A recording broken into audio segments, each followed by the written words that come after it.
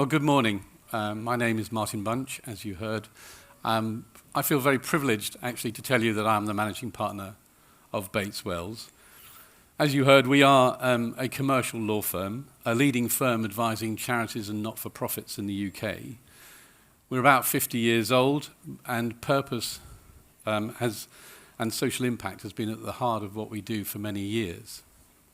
We are, as you heard, also a B Corp, and we were the first UK law firm to become a B Corp. So I would now ask you to imagine a world where you spend your days working with people that share your values and you feel you're making a difference through the work that you do. Perhaps also imagine being in a world where your work is taking positive action on climate change or social injustice. That is working for a B Corp. When you work in a B Corp, you face the same challenges that all businesses face, but somehow these challenges seem less difficult because you know you're working in a community that's actually trying to address some of the biggest issues that we all face. And you're also working in a place that aligns with your values. I'm going to talk to you today a bit about our journey as a B Corp, some of the benefits for us and the challenges, and why we think becoming a B Corp is good for business and the economy as a whole. Well, we first became a B Corp in 2015. We were one of the founding members of the community. It's always felt like a natural fit for us because we were a values-driven law firm, and we often work with organisations who themselves are looking to make a positive change to society. Back in 2015, the community was made up of about 50 businesses. Today, there are approximately 1,000 B Corps in the UK, and the appetite for certification is huge. I must admit, when we first certified, I thought we were on the wave of something very big, and it was all going to just explode, and everyone was going to know what a B Corp was, and the community would grow enormously. To be frank, it's been slower than I thought it would be, and I spent most of the first few years explaining what a B Corp was to people. But we are now in a situation where so many larger companies have joined the community that the brand actually has much better sort of recognition in the marketplace. And people know, you just have to go to Sainsbury's or WH Smith's or Waitrose and you'll see many B Corp products. So how did we start? Well, originally we were asked to set up B Lab UK, the charity behind the certification process for all B Corps in the UK. And we decided when we saw this that it's something that we should do. As a law firm with about 35 partners, you can imagine that this decision needed significant buy-in from all of those partners.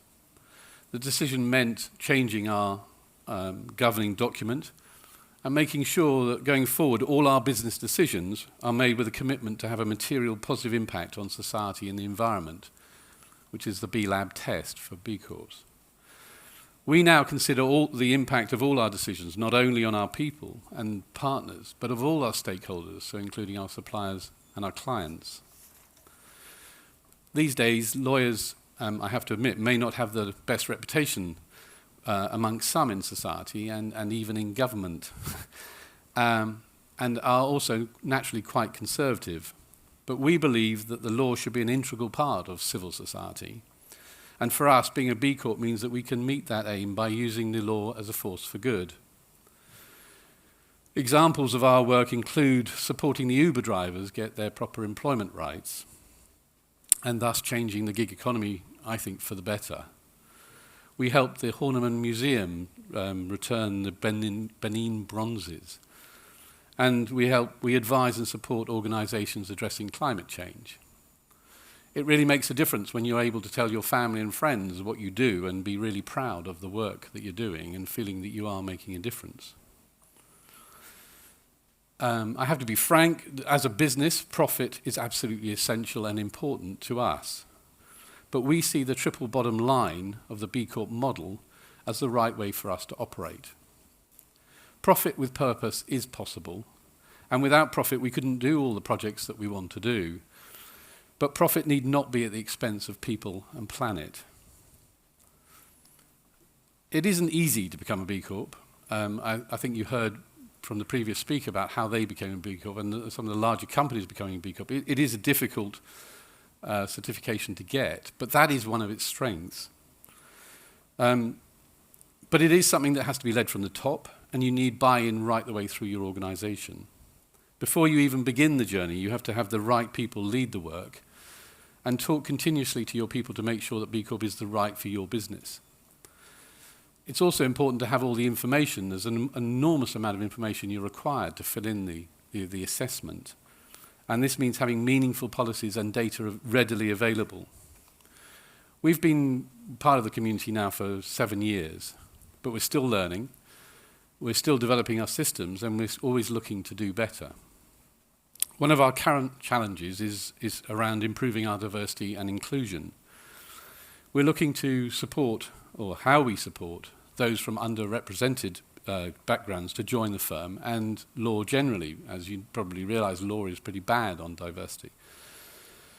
And we also work with charities, NGOs, working to break down barriers to help people get into the law and understand what that's about. But there are many benefits, of course. Being a B Corp helps us focus our decisions. We always ask ourselves, why are we doing this? How does it align with our values? What is the benefit to our people, our community, or the planet if we do this? This focus on our values does make management decisions easier as well. Such as when in 2019, we decided to formally recognize the climate emergency and to go for net zero on our scope 1, 2, and many of the 3 emissions. More recently, we decided to move to a default sustainable pension for all of our people. It's more expensive, but it's a decision that people can now make. The focus means that our people respect what we do and actually push us to do more. There is a genuine sense of a common goal within the firm, and this makes it easier for us to take risks and also to push for change, for example, through the Better Business Act, or supporting charities, for instance, to make their investments to align with their mission, which is a recent case that we ran in the Supreme Court. For us and for many in the community, being a B Corp is a great differentiator in the marketplace. There's only 2 law firms in the UK who are B Corps. And being a B Corp also helps show that you are authentic and walk the talk. Someone said once, actually, we ran the talk, but it is a way of proving to the outside world that you are genuine in your beliefs. I believe there's little or probably no appetite for unfounded or unsubstantiated greenwashing amongst UK consumers, particularly those from the younger demographic. Anyone can talk about being sustainable, but going through a rigorous, well-rounded and independent certification process helps to show that you really take your values seriously. It also means something. We find some real commercial advantages as well of the profit with purpose model. Firstly, clients in both the private, public and not-for-profit sector are increasingly looking for ethically driven suppliers, both in goods and services. Other purpose-driven companies want advisors that think on similar ways. On recruitment, it seems millennials and younger generations want to work for companies whose values they respect and again, as I said, are authentic. People come to Bates Wells because they want to have a positive impact. They see our B Corp status as an immediate sign that it's a good place for them to work. Now we genuinely punch above our weight in attracting talented staff because everything we do is based on that idea of making a difference and doing the right thing. The model also helps to maintain a culture of shared values, which in this hybrid world is becoming much more difficult. It creates a good place to work where people want to come to work every day, even though they may not be coming into a physical office. And finally, the B Corp model requires continuous improvement, as you heard from the last speaker. We see it internally as a framework to test ourselves, to make sure that we are continually improving. But externally, it also gives a good, easy message now to people to understand who we are and what we believe in. So Why is the movement good for business and the UK economy and probably the world? When we first certified as a B Corp, there were growing concerns about corporate values and the direction that capitalism was taking the economy and the impact that capitalism was having on the planet. We had the banking crisis in 2008, and then a number of corporate scandals such as the VW emissions, BHS, and other such scandals. And this was certainly one of the motivations for us to join the movement, which was partly a way of addressing some of these concerns. Now we've just had a pandemic, which has changed many people's views about what is important and what is important in their lives. And we're also looking currently at large companies making huge profits without any concern, seemingly, for people or the planet. Shareholder primacy still holds very strong for these companies. We sponsored some research a few years ago by the British Academy into the future of the corporation. This report was published last year, and you can find it online, and concludes very much that attitudes need to change and that business can play a big part in that and be a force for good. It recognises that government has a big part to play, but actually that business can be a voice in that change, and a very strong voice in that change. As we all know, we're living through challenging and unprecedented times, an overused word, I know, in the last few years, but at the moment they really are. And I really do believe that as business leaders, we can make change happen on a micro level. And if we do it successfully, others will follow our lead, meaning that our reach can go much further than just our local community. I really believe that changing the way we do business can have a knock-on positive effect across the whole economy. If the Better Business Act becomes law, and that's a big if with the current administration, all businesses will have to operate in the way that B Corps do. What is the likelihood that the energy companies would continue to record exponential profits while millions of their service users are unable to heat their homes if they are required to consider the impact of their decisions on all of their stakeholders, which would include their customers? How likely is it that people in manufacturing across the UK would be paid below the minimum wage if staff were as important as their shareholders, because they are stakeholders? And if staff are seen as a valuable asset and a stakeholder, how would that affect working conditions more generally across the UK and elsewhere? The benefits of a more sustainable economic model through a triple bottom line are clear. And an economy that operates on the B Corp model is much more likely to be resilient and to respond to challenges in a positive way that supports the best interests of all, including our planet and wider communities. We are already seeing B Corps taking direct action on climate change, social justice, community support and engagement. They are philanthropic and kind. Kindness in business. Why is that seen as a bad thing? It's only really since the 60s that became, the shareholder primacy became the thing that every corporate had to follow.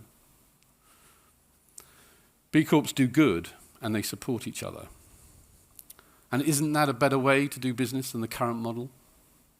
The Institute of Directors think so, as do the many, many businesses waiting to join the community in the UK and across the world. Do remember that B Corp is a global community. Whilst it only started in the UK in 2015, there's a B Corp community in the US, in Canada, the Systema B in South America. It's in Australia, New Zealand, Europe. It's all over the world. So on a practical note, what does it mean to be a B Corp, and how do we help other aspiring B Corps? If you do decide to become a B Corp, you need to consider allocating enough time and resources to the project long term. It's not easy, as I said before. But as a B Corp, you are genuinely part of a collaborative and supportive community. If you have a challenge, you can be sure to find another B Corp that has already addressed it or is thinking about it. and will share information and resources with you. They are great organisations to partner with. Many of our suppliers are B Corps, and it really helps to know that business we're working with already share our values. We actually bank with Coutts, who you heard from last, and it's really important that our bank actually shares our values. And it makes a much better business relationship between the two of us as well. We want to grow the community because we see it as a vital step in rebalancing our society for good. We are always happy to talk to businesses that want to become B Corps, to share our knowledge and experience with them. You can find all sorts of free guides and resources on our website, or get in touch with us to find out how it might work for your business and how we might help. We also help B Corps in more practical ways through our legal work.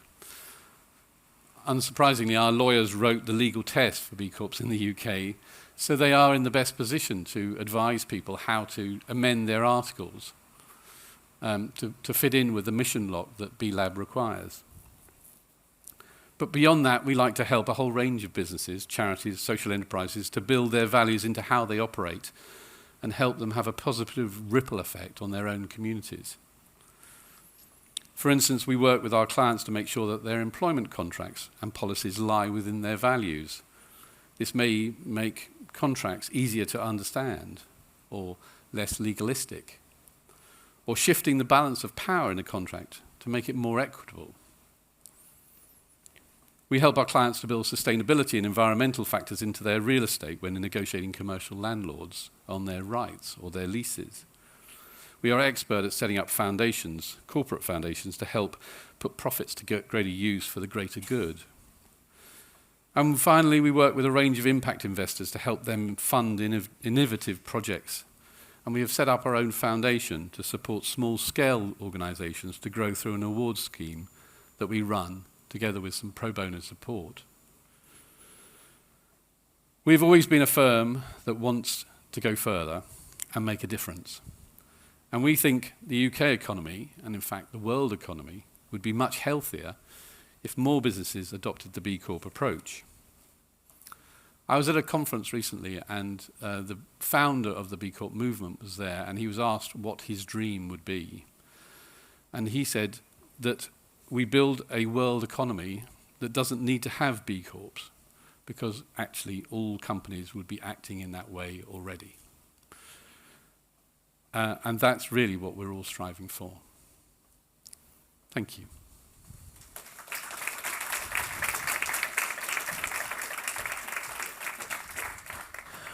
Right. Martin, thank you so much. We do have a couple of minutes for any questions, if there are any in the room on this. If not, I do actually have a couple of my own, because one thing I've picked up on a lot of this is the amount of change that needs to be made. Was it difficult to get the buy-in when someone has sat in front of everybody who has every job title you like and said, we need to do this? How do you get that buy-in? I think you can't. It can't be something you just decide to do. It is something that has to be in you. It was in our DNA that we were already much along the way. We were purpose-driven. We had very strong values, and therefore something like the B Corp certification was very much fitted in what we wanted to do. To get buy-in, I think it meant talking to everybody, explaining what it was about, and I think it's something that can't just happen overnight. It was very much a process. We were lucky because I think we were already halfway there, and we were already doing many of the things that are required of a B Corp. But I think for companies just looking at this for the first time, it needs, as I said from the start, it needs to start from the top. The leadership has to really support this and want it. And I think that by talking to people, you find actually that a lot of people throughout the organisation are fascinated by it to start with, and then fully support it once they find out what it means. Yeah, so it's making sure you've got that buy-in from the very top, because if you've got it at the very top, everyone tends to follow. That's right. From my experience, that is often the way. Well, we do have a question down the front, if we can have a microphone down here. Luke is sprinting to the front. Thank you. Hi, thank you for that. You said that you guys were already kind of halfway there because of the nature of the work that you do. What advice would you give to companies who are maybe more normal and don't necessarily have purpose built in, but they're thinking about B Corp? What advice would you give to them who have a longer way to go? I suppose that I would encourage everyone to look at the assessment to start with, because a lot of companies use the assessment even if they're not going to become a B Corp, and they look to where they need to improve what they do, or their data, their information, or how they do it. I mean, it does make important changes. I mean, we have to look at the clients we take on. We don't accept any clients, and so we have to accept that there are costs to doing this, and I think you have to be realistic with everybody about that. There is another side to the coin, that you have to be able to take difficult decisions if you become a B Corp, about being more transparent, about making sure your information is given to more of your staff, and that you can talk openly about your financial situation, and that you don't worry about that so much, because actually people worry a lot about giving the financial information, and they find that once people know about it, actually they're really more supportive, because they understand how the business is working and what's going on and such like. And that you can't always take on every client, but actually you'll find that when you start becoming more selective about maybe the clients that you take on and looking to help you. But it is the assessment really which guides you into what decisions you need to make. So I would encourage anyone, first of all, to look at the assessment process and look at the various areas where you need to, where you score, and what you need to do. And it'll be things like your supply chain and your clients and your people and how you treat your people and things like that. Thank you very much. We have time for one quick more on the end, if you want to pass that along. Thank you. Yeah, hi Martin. I'm Paul from Seismic, and we're a B Corp as well. So a lot of Congratulations. Thank you. Yeah, a lot of what you said really resonates, and we also advise other organisations to do similar. Really interesting to hear your tangible examples of how decision making is guided by the North Star of being a B Corp. I was also interested in understanding a little bit about what positive surprises has come out of it through you in your journey that maybe you weren't expecting. If you could elaborate on that, that'd be really, really interesting. I think what surprised me most was the way that the common goal that I talked about became such a magnetic north for the whole firm, and that, I mean, our facilities team are one of the strongest advocates of this now. And we recycle crisp packets, we recycle coffee bags, we recycle contact lenses.